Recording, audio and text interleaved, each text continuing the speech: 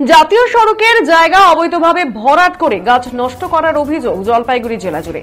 জাতীয় সড়কের জায়গা অবৈধভাবে ভরাট করে গাছ নষ্টের অভিযোগ জলপাইগুড়ি জেলা জুড়ে। ইতিমধ্যে এই বিষয়ে থানায় অভিযোগ জমা করেছেন জাতীয় সড়ক নির্মাণকারী সংস্থা।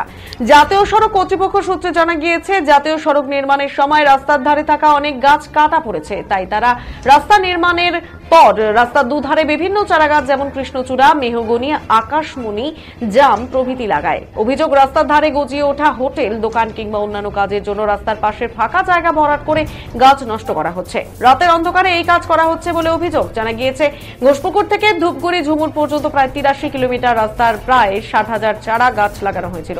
বিগত কয়েক মাসে গোটা 83 কিলোমিটার রাস্তায় প্রায় 700 চারা গাছ নষ্ট করা হয়েছে বলে অভিযোগ। এ বিষয়ে জলপাইগুড়ির বিভিন্ন থানায় লিখিত অভিযোগ জমা করেছে জাতীয় সড়ক নির্মাণকারী সংস্থা।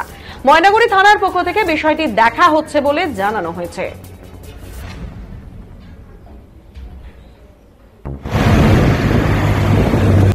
দাদা, বলছিলাম এখানে কি সমস্যা রয়েছে আপনাদের? সমস্যা বলতে এখানে প্রতিনিয়ত কোনো ব্যক্তি বালি ফেলছে রাত্রিবেলা, রাতের অন্ধকারে বালি ফেলে আমাদের যে গাছগুলো লাগানো আছে ন্যাশনাল হাইওয়ে দুধারে, সেই গাছগুলোকে ড্যামেজ করছে।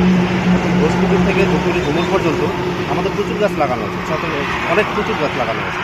তার মধ্যে থেকে এরা হচ্ছে রাত্রিবেলা রাতের অন্ধকারে বালি ডাম্পিং করছে। বালি ডাম্পিং করার পরে আমাদের গাছগুলো ক্ষতিগ্রস্ত হচ্ছে। ডাম্পিংটা কোথায় করা হচ্ছে? মানে জাতীয় সড়ক কর্তৃপক্ষের? হ্যাঁ, জাতীয় সড়ক কর্তৃপক্ষের জায়গার মধ্যে ডাম্পিং করা হচ্ছে। তারপরে ওনাদের পার্সোনাল জায়গায় নিয়ে যাচ্ছে। কিছু সময় দেখা যাচ্ছে ন্যাশনাল হাইওয়ের জায়গায় ওরা মানে ভরাট করছে। ঘোষপুকুর থেকে ধূপগুড়ি ঝুমুর কতগুলো গাছ এরকম নষ্ট হয়েছে? প্রায় 600 থেকে 700 গাছ।